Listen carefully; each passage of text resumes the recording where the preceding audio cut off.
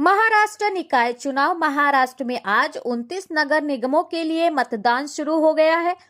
893 वार्डों की 2869 सीटों के लिए मतदान सुबह 7:30 बजे से शुरू हुआ है, जो शाम 5:30 बजे तक चलेगा। 3,48,00,000 मतदाता 15,931 उम्मीदवारों के चुनावी भविष्य का फैसला करेंगे। इनमें मुंबई के 1700 जबकि पुणे के 1166 उम्मीदवार शामिल हैं। मतगणना कल होगी। 29 नगर निगमों के चुनाव 6 साल से अधिक के अंतराल के बाद हो रहे हैं।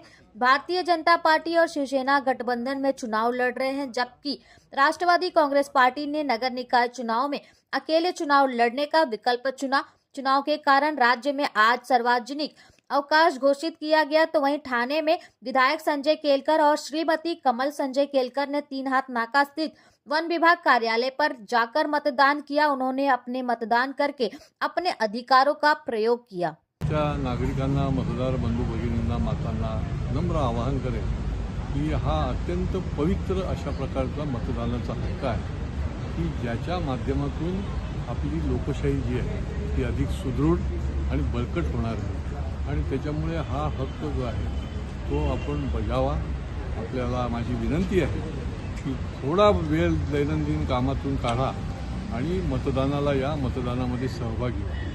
हे शासनाच्या माध्यमातून, निवडणूक आयोगाच्या माध्यमातून तर याची प्रचार प्रसार होतोच, पण आम्ही तर घरोघरी जाऊन सांगितलेलं आहे की मतदानासाठी अवश्य बाहेर या।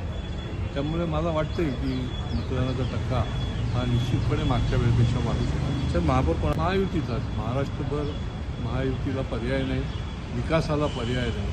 जात, पंथ, धर्म, भेद याच्या पलीकडे जाऊन चौफेर विकास हाच अजेंडा जो आहे तो असला पाहिजे आणि तो आदरणीय मोदीजी आणि नरेंद्र मोदीजी आणि देवेंद्र फडणवीस साहेब यांच्या नेतृत्वाखाली आमचा राबवतोय आणि ठाण्याला देखील चौफेर विकास करण्याकरता महायुतीच्या पाठीशी नागरिक जे आहेत ते भक्कमपणे उभे राहतील, आशीर्वाद देतील असा मला विश्वास आहे।